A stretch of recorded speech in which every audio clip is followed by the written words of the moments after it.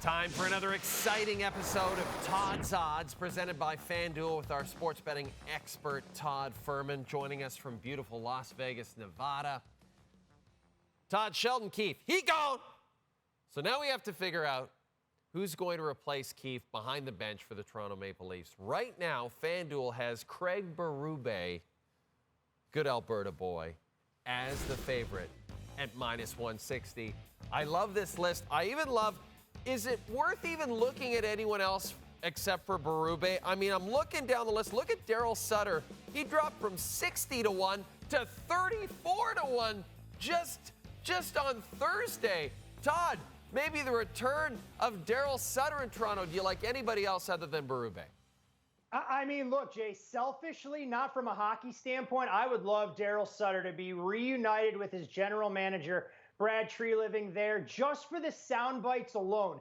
Think about how folks in the GTA would love the kind of feedback and the unique personality that you'd get before and after games from Daryl Sutter. I'm not sure how William Nylander and Austin Matthews would feel about his coaching style, but it would be fun for the rest of us. But when I think when you look at that list, no shock that Joel Quenneville's name got added. He initially wasn't on the list from FanDuel. I think the biggest question about his candidacy is, has he been cleared to be a bench boss again in the National Hockey League? We know his on-ice resume speaks for itself. But instead of making a case for the favorite, I think a guy that's cut from a very similar cloth as Craig Berube would be Dean Evason. I know he doesn't have a Stanley Cup on his resume as a head coach for the Minnesota Wild, but he brings that grit, that determination, that level of accountability that on some level has been lacking. And one of the big moves that the Leafs made last offseason was saying they wanted to bring a little bit more sandpaper to the locker room.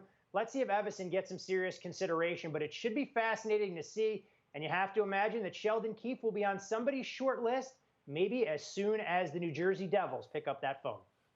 Okay, now to the Canadian teams that are actually still playing hockey in the Stanley Cup playoffs, the Vancouver Canucks, the Edmonton Oilers, and what an incredible comeback, Todd, from the Canucks in game number one. Despite that, the Oilers remain the favorites in the series at -137.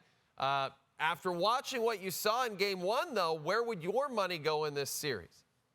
I mean, Jay, look, I was watching my cell phone all night. I thought I might get a call from one of the general managers to suit up as an e-bug, given that caliber of goaltending that we saw. We had soft goals one way, soft goals the other way. But you have to give a ton of credit to Vancouver, and this has kind of been their DNA all season long. Not only have they owned the Edmonton Oilers in their 4 meetings so far this season, but this team just doesn't see a mountain too big for them to climb. And I thought the series would be a lot more competitive than what odds makers had it priced at before we saw game one, with the Oilers nearly a $3 favorite. If Vancouver gets a semblance of goaltending, and we'll see if that's the case, whether it's Artis Shilov's again in game two, or Casey DeSmith, or should Thatcher Demko return later in the series, this Canucks team, I think, is going to be a very difficult out, and odds makers giving Edmonton a ton of respect in the market.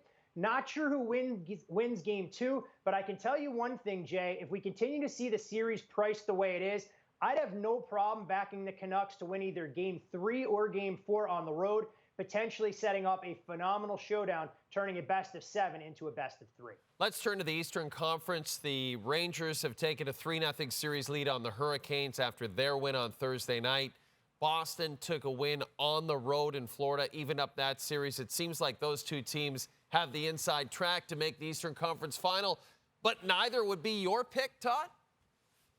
Well, first things first, you mentioned the Rangers winning yet another game in overtime. Igor Shesterkin, outstanding.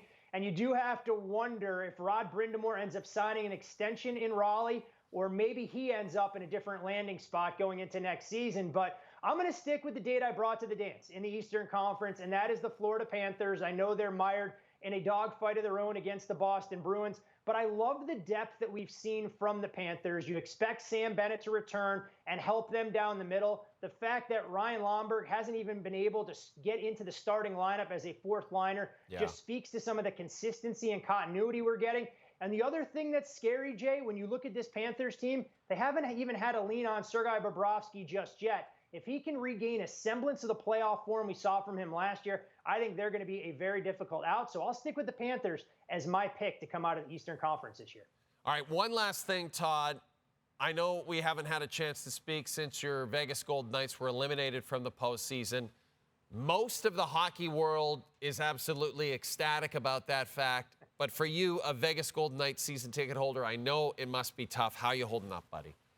I mean, look, Jay, I can't cry over spilled milk. We've been extremely spoiled in the short existence for the franchise, getting to the Stanley Cup final in year one, raising a banner after last season's victory against the Florida Panthers. But the bigger storylines to follow, what'll happen with expiring contracts for Jonathan Marchessault, who's been with the franchise since day one. Chandler Stevenson, I think, ends up being the odd man out, knowing that they made a more prolonged commitment to Tomas Hertl at the deadline. But the one thing we've grown accustomed to out here in the desert, Jay, is creative accounting during the offseason to make sure the Knights are able to shoehorn themselves inside that salary cap. It's no different than what you see go on inside these casinos every Saturday night. Kelly Creative Accounting McCrimmon. It's a beautiful nickname.